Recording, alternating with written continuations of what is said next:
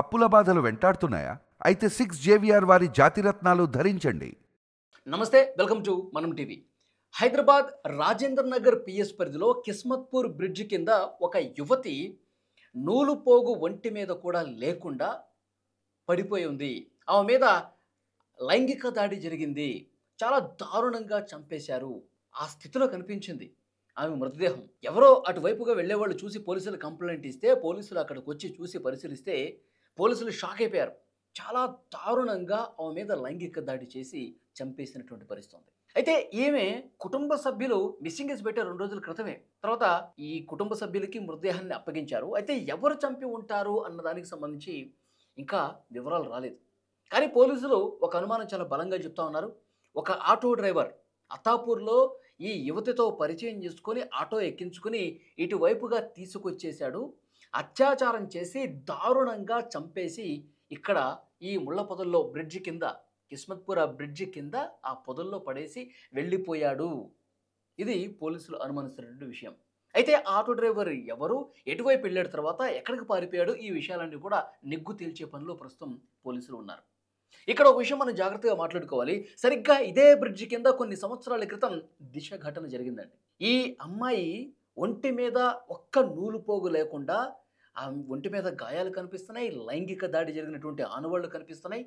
ఇంత దారుణమైనటువంటి ఘటన జరిగినటువంటి ఈ ఈ ఈ ఘటన చూసిన తర్వాత అందరికీ దిశ ఘటన గుర్తుకొస్తోంది. ఒక యువ డాక్టర్ని, ఆ అమ్మాయిని ఎంత దారుణంగా లారీ డ్రైవర్లు, క్లీనర్లు అత్యాచారం చేసి పెట్రోల్ పోసి తగలబెట్టేశారు.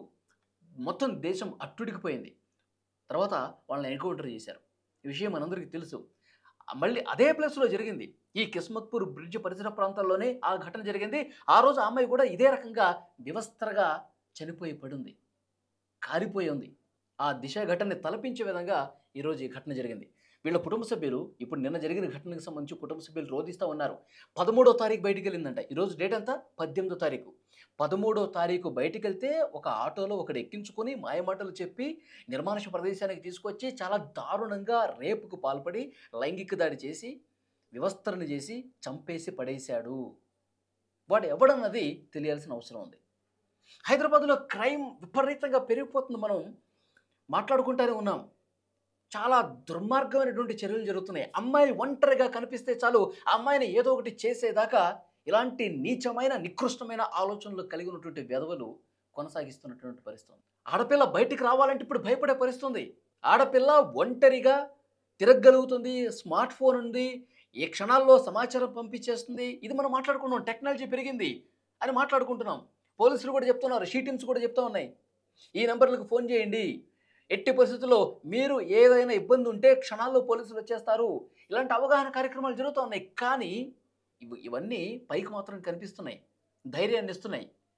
కానీ ప్రాక్టికల్గా ఏం జరుగుతుంది? అమ్మాయి ఏం చేయలేకపోతోంది. దుర్మార్గులు ఉన్నంతకాలం యువతులు, మహిళలు ఈ విధంగా బలవ్వాల్సిందేనా? ఈ విధంగా తమ మాన ప్రాణాలని కోల్పోవాల్సిందేనా? దీనికి ఎండ్ కార్డ్ ఎప్పుడు పడుతుంది?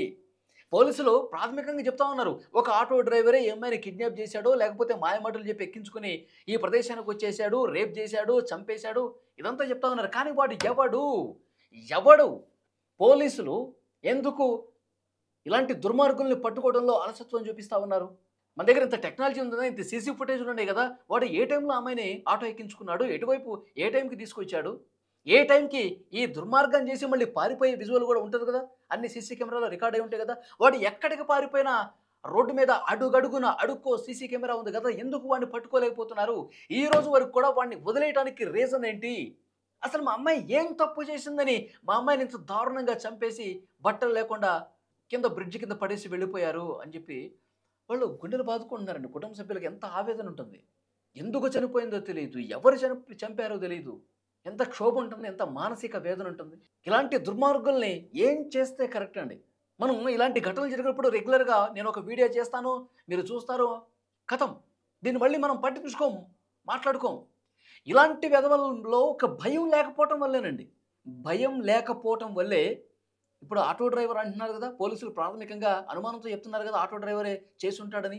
నిజంగా వాడు చేసి ఉంటే గనక వాళ్ళు భయం లేదనేగా.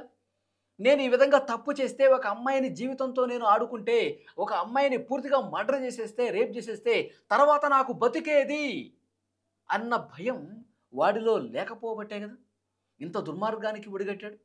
గతంలో కూడా ఎన్నో ఘటనలు మనం చూసాం. తప్పు చేస్తే వాడిని ఏం చేస్తారు? అరెస్ట్ చేసి జైల్లో వేస్తారు. నెలల పాటు దున్నపోతులను మేపినట్టు మేపుతారు. మళ్ళీ ఏదో రకంగా కూడా బయటకు వస్తాడు. ఇలాంటివి మళ్ళీ సహజమే. ఇక్కడ ఒక అమ్మాయి చచ్చిపోయింది కదా, ఇక్కడ అమ్మాయి ప్రాణాలు తీశాడు కదా, దారుణంగా క్షోభకు పెట్టాడు కదా, రేప్ చేశాడు కదా, ఎంత బాధకి గురై ఉంటుంది ఆ అమ్మాయి చంపే క్షణంలో. మరి ఆ బాధ పెడుకుందా? అంత దుర్మార్గంగా చేసినటువంటి వీడికి ఆ బాధ నొప్పి తెలియాలి కదా. ప్రతి ఒక్కరూ ఈ వీడియో చూసిన వాళ్ళు స్పందించండి. హైదరాబాద్లో క్రైమ్ రేట్ పెరుగుతుందా లేదా?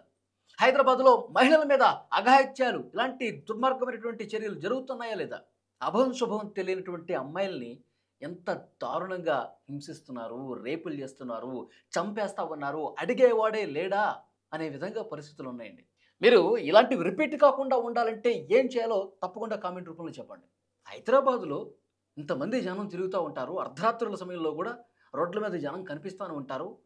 అలాంటప్పుడు ఒక అమ్మాయిని ఎంత దారుణంగా నిర్మానుష ప్రదేశానికి తీసుకెళ్ళి చంపేసేంత పరిస్థితి ఉంటుందండి, రేపులు చేసేంత పరిస్థితి ఉంది. హైదరాబాద్ మెట్రో సిటీలో అమ్మాయిలకి లేదా భద్రత, మహిళలకి రక్షణ లేదా?